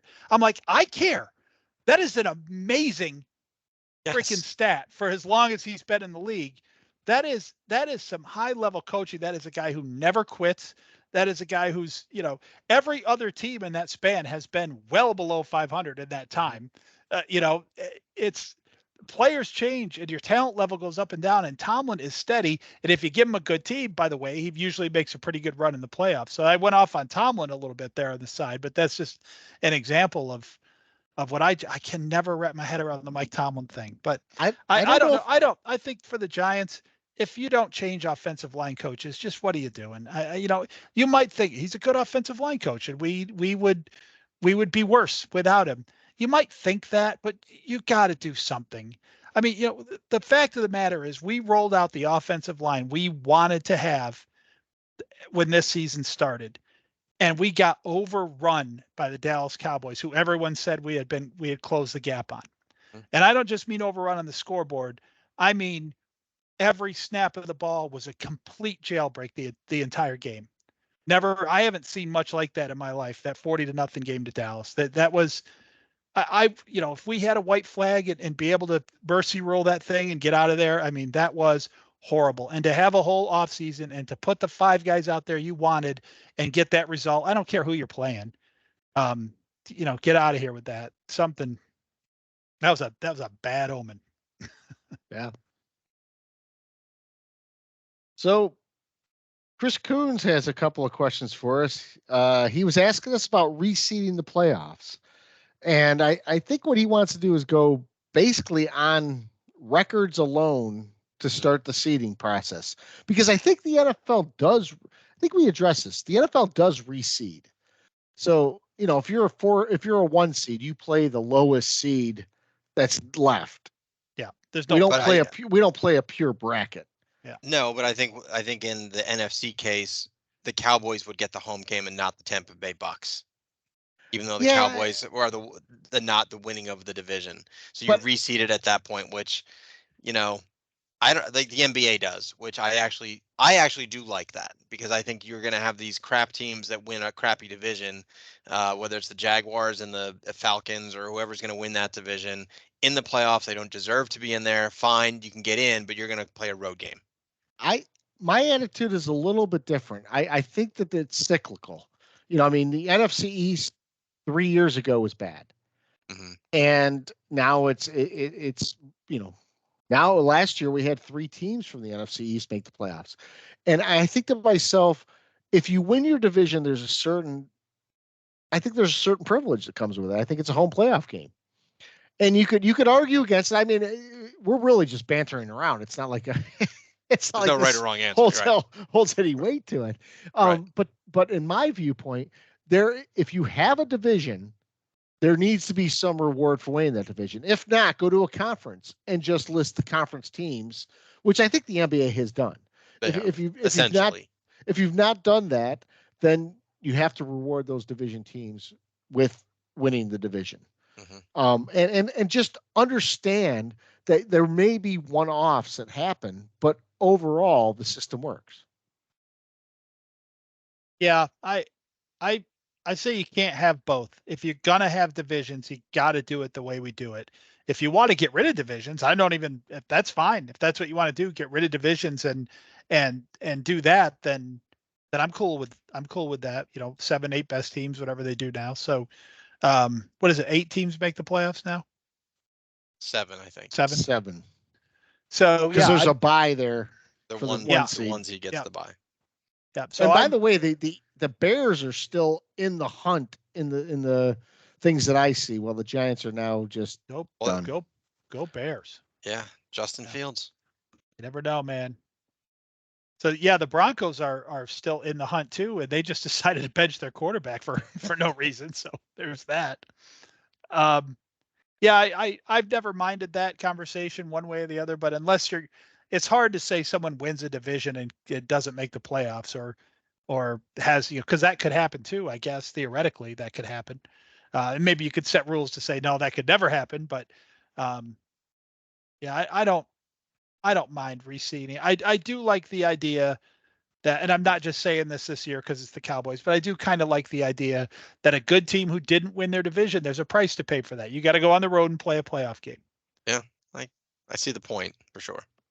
Yeah. By the way, Joe, who asked the questions a little bit ago, I would throw something back at him, and this is the first time I think we're asking a listener a question, but as an official, what would your way to mitigate the officiating issue be in the NFL? I know he's an official at a lower level, and it might be good to actually have him on the pod at some time to have him talk about that. Yeah, I'd love. He'd probably say, first of all, everything you guys think about the rules is wrong. So yeah, we should probably check that fact before we. Yeah, I think, man, it's Peacock asked what we could do. We had another person ask a question who's actually an official. I think one of the things we could do is have high school and college officials officiate these games. Yeah. So Coons does have one other question, and he was asking us who we think the best analysts are out there. So we rag a lot on people. I mean, I know none of us like Jonathan Vilma, and we talk about Schlereth and those guys, but who do we think are the best analysts out there? And I'll start with this because he's a guy who sort of crossed over, but I still think of him as a college guy. And I've always liked college guys. I like Gary Danielson as an announcer, and the other guy I like is Kirk Herbstreit. He's the best. He's an Ohio State guy, but I like Kirk Herbstreit. I think he's really I think he brings the most insight, at least from my standpoint as a fan watching the game. It's funny. You guys are going to be shocked of my answer to this, but my relatively newest favorite analyst is Tiki Barber. Really? I do. I like him because I listen to him in WFAN, so I'm a little biased. But I also listen. I love his group of it's him, Matt Ryan, and Andrew Catalan, and I like all three of them. And together, I think they are fantastic. If I could choose any team, any group to call my game, it would be those three. And the reason I like Tiki Barber, and I do like Matt Ryan too, I tend to favor analysts that or actually good players. So I kind of like Aikman. I hate to admit it. Sorry. I know he's a Cowboy homer, but I do like Aikman. I have a hard time with these guys that never played a down that are analysts or ones that were like marginal players that just make crap up. And Vilma, I can't stand because Mike said it right. I think he shows up to the game like 5 minutes before and goes, "Give me the two storylines, and I'll beat that to death for 2 hours." Yeah. There's no question. And I had Vilma. Spiro Ditas today or this weekend with the Jets. He's awful. Spiro Ditas. Spiro. Sounds like a sneaker name. Put on your Spiro Ditases. Yep. I'm going to say this, but I don't want it to sound as pretentious as it sounds because I hate when other people say it. I have no favorites because I don't listen to them enough. I have the volume down on the TV usually, not all the way down. I'm not even claiming to be one of those guys who claims that. Nobody does that. But I really try intentionally not to listen because every time I catch something, I get infuriated. And a lot of times as the game goes on, if they don't bother me too much, I notice that. I'm like, who are these? Who's doing this game? I don't even know who the guys are because they just, but you get, it's so bad. It's so bad. It's nobody has an original thought. It's hard for me to give credit to anybody. I do like a couple of the names you guys mentioned. Herb Street has been good. Mm-hmm. But some of these guys trick you too. Some of these guys, like I love Tony Romo when he came on. He can burn in hell right now. I never want to hear his voice again. Yeah. 2 years ago, I would get so hyped up if Gus Johnson was calling a Michigan game.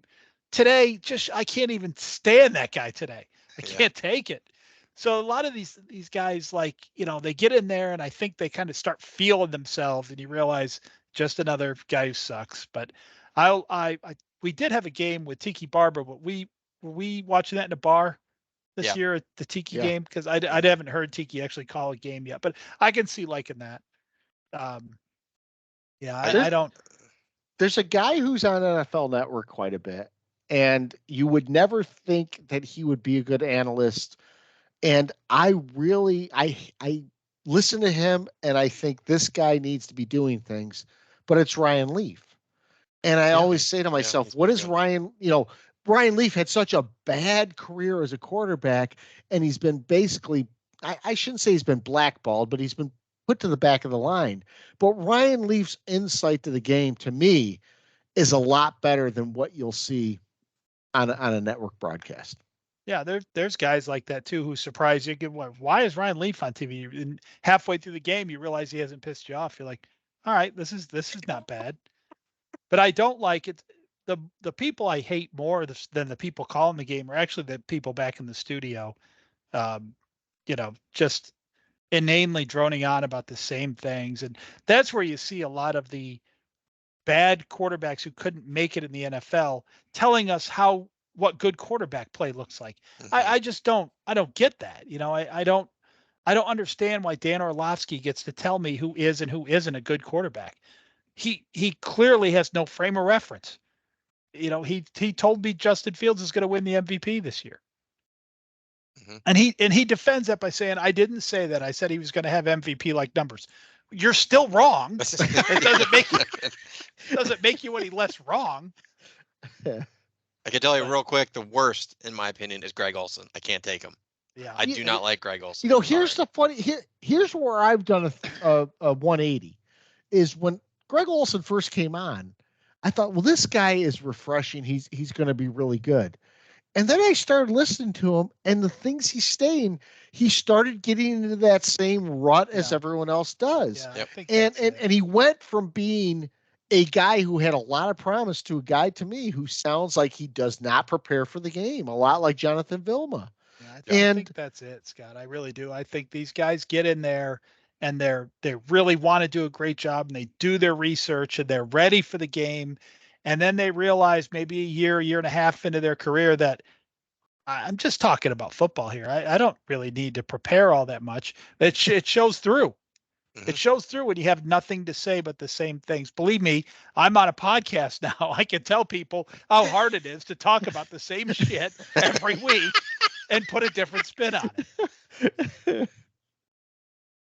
That's a good call out, though, Novak, because I know Greg Olson when he first came on was highly touted, and I was one of those guys. I love the fact this is a great Mhm. development that he's here, and I like Greg Olson being in Carolina. Good story, and I've gotten to the point sort of like Mike did with Tony Romo. I do not want to hear those two guys ever again because they both just have pissed me off. I mean, and Olson in particular is really bad because he said some things that have been factually incorrect, and he's made some observations that are just terrible. Yeah, he's trying to do his own Tony Romo shtick, and it comes off as fake. And so I just don't like it. Yeah. And then if you go back, they're all impersonating Madden. Yep. Every one of them. Every one of them. You're absolutely right. A Madden impression. You guys got anything else tonight? No, I'll just say, Mike, do the right thing. Sit your starters. Let me have something. I need something. I'm a Jet fan, for God's sakes. Not gonna be. I'm the Michael Strahan, Brett Favre sack. Give me that. Just I'll take it. Oh my God, but good luck. Great. But good luck. Good luck to you as well. Question for both of you: New Year's Eve, amateur hour or night out? I'm actually going to a wedding on New Year's Eve. Uptown. Wait, New Year's Eve wedding? Yes. Where is it going to be held? Is it going to be at Uptown, Founders Hall? Black tie, Uptown Charlotte. Founders That'll Hall? be fun. It's the Grand Bohemian. Oh, great. All right. Yeah. That'll be fun. Yeah. I could make jokes on how pretentious that is, but I won't. I don't think it's someone that listens to the pod, so I think you're okay. But all right, I'm very excited to see as a coworker, and she's getting married, and excited to go. That's cool. That is. We're going to a neighborhood party, but our neighborhood New Year's Eve parties happen okay. I will say when we were back in New York, I was on the train of amateur hour because you go out and just places will be packed all day long, and you're like, what the fuck's going on here? No, I generally I don't like to be out at times when other people are out. So that is if I think I need something from the store, I get up about 5 o'clock in the morning, go to the store, and come back. Not so big with the people as much as I. So we are the 3 Angry Giant fans. Hit us up at angry_3 on Twitter. And we wish everyone a happy new year. We've had a great season this year. I posted it on Facebook. I don't know if you guys, I don't know if people that are listening to this saw, but we had a great year. We had more downloads, I think, than the Jets had passing yards, maybe, or rushing yards, one of the two. We are in the top 50% of all podcasts, and I actually boiled it down to find out we're in the top 25% of all podcasts. Wow. Oh, awesome. Now that takes into account like every mom and pop one-off, but doesn't matter. Hey, you don't need to qualify it. Just say the number. Stats are stats. A stat is exactly. Stats don't lie. I can't see that and then bitch at PFF next time. So, so we do appreciate all the listeners that have been out there. We've had a hell of a fun time doing this year. And it's funny because we had a great time doing this and our teams suck. So imagine what we'll be like when our teams are decent. Yeah, I actually think it might be less fun in some ways. That's fair. So we appreciate the listener feedback. Keep the questions coming, and Joe, give us officials. Give us the officiating viewpoint here. Yeah, realistically, we'll bring you on anonymously. So can we do voice modulation or something? Yeah. We don't even have to change his name. We talk to Joe. Yes, and a quick happy New Year to Cardone. Yes. Happy New Year, Cardone. Can't believe he couldn't make it on the last one of the year, but we missed it. We missed you, buddy.